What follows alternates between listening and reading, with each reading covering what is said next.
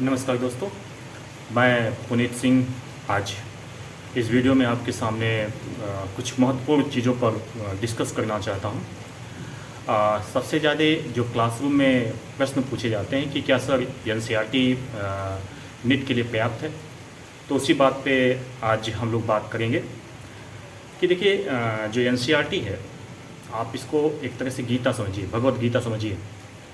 आप किसी भी कंपटीशन की तैयारी कर रहे हैं, इवन आप आयोग से संबंधित, चाहे लोकसभा आयोग या उत्तर प्रदेश लोकसभा आयोग के कंपटीशन की तैयारी कर रहे हैं, वहाँ पर एनसीईआरटी एक महत्वपूर्ण भूमिका निभाती है। आपके नीट के एग्ज़ाम में जो मेडिकल से संबंधित एग्ज़ाम होते हैं, वहाँ पर भी एनसीईआरटी का बहुत ही महत्वपूर्ण रोल है।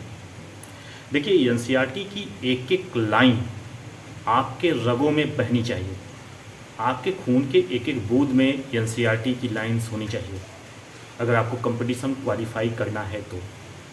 अब देखिए, सबसे ज़्यादा जो बच्चे प्रश्न पूछते हैं वो ये पूछते हैं कि क्या सर सिर्फ एनसीईआरटी पढ़ा जाए या इसके अलावा कोई और भी साइड बुक पढ़ा जाए। तो देखिए, जो मेरा पिछले 15-20 साल का अनुभव है इस फील्ड में, और उस अनुभव से मैं ये बता सकता हूँ कि जो आजकल नीट के पेपर सेट किए जा रहे हैं, उसके लिए एनसीईआरटी पर्याप्त है। आप सिर्फ एनसीईआरटी और एग्जाम्पलर की किताबों को ही कंसल्ट कीजिए।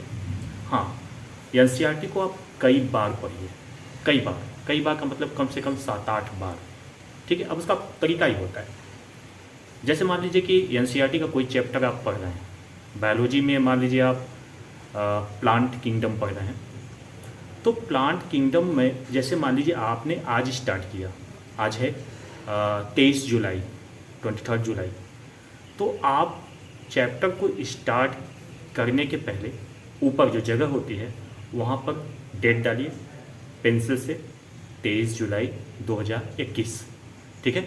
उसको पढ़िए, और जब आप उस पूरे बुक को रीडिंग कर लेते हैं, तो जहाँ पर वो ख़त्म हो रही है वहाँ पर फिर आप डेट डालिए जिस दिन आप ख़त्म कर दें। मान लीजिए आपने 3 दिन बाद उस चैप्टर को ख़त्म कर दिया, तो वहाँ पे डालिए 26 जुलाई 2021। बाहर बरसात हो रही, इसलिए लाइट कंडीशन आपको चेंज दिख रही होगी, काफ़ी अंधेरा हो गया था, इसलिए थोड़ा सा लाइट्स मैंने घूम के ऑन कर दिए हैं। तो मैं बता रहा था कि जब आप चैप्टर को ख़त्म करिए तो वहाँ पर फिर डेट डालिए 26 जुलाई, ठीक है। फिर आप इस तरह से नेक्स्ट चैप्टर हो जाइए और उसके चैप्टर के पहले हिस्से पे आप डेट डालते जाइए, फिर लास्ट में जहाँ खत्म हो गया है वहाँ पे डेट डालिए। फिर जब आप नेक्स्ट टाइम जब आप पढ़ें एनसीईआरटी को, तो फिर से जहाँ पे आपने डेट डाला है उसी के बगल में नेक्स्ट टाइम का 2 नंबर डालकर आप डेट डाल दीजिए। इस तरह से बार बार आप पढ़ते जाइए और डेट डालते जाइए। आप देखेंगे कि जब आप दूसरी या तीसरी बार पढ़ रहे हैं, पहली बार में आप 3 दिन में एक चैप्टर को ख़त्म कर रहे हैं, तो दूसरी बार में आपको 2 दिन लगेंगे, तीसरी बार में आपको 1 दिन लगेंगे, जब चौथी बार आप पढ़ेंगे तो शायद आधे दिन में ही पूरा चैप्टर ख़त्म कर लेंगे। तो इस तरह से आपकी स्पीड भी बढ़ती जाएगी। तो एनसीईआरटी और एनसीईआरटी एग्जाम्पलर, इन किताबों को कम से कम आप 5 बार पढ़ डालिए। देखिए, जो बायोलॉजी साइड वाले बच्चे होते हैं उनकी फिजिक्स काफ़ी कमज़ोर होती है, तो उनका जो टोटल टाइम का मैनेजमेंट होता है उसमें 50% आप फिजिक्स में दीजिए, ठीक है, और 50% में सारे सब्जेक्ट को दीजिए, बाकी केमिस्ट्री और बायोलॉजी को, ठीक है। तो इस तरह से अगर आप टाइम मैनेजमेंट करेंगे तो आपको काफ़ी सहूलियत होगी। और फिर मेरा यही जवाब है कि सिर्फ एनसीईआरटी पर्याप्त है, लेकिन एनसीईआरटी को ही बार बार पढ़िए, ठीक है।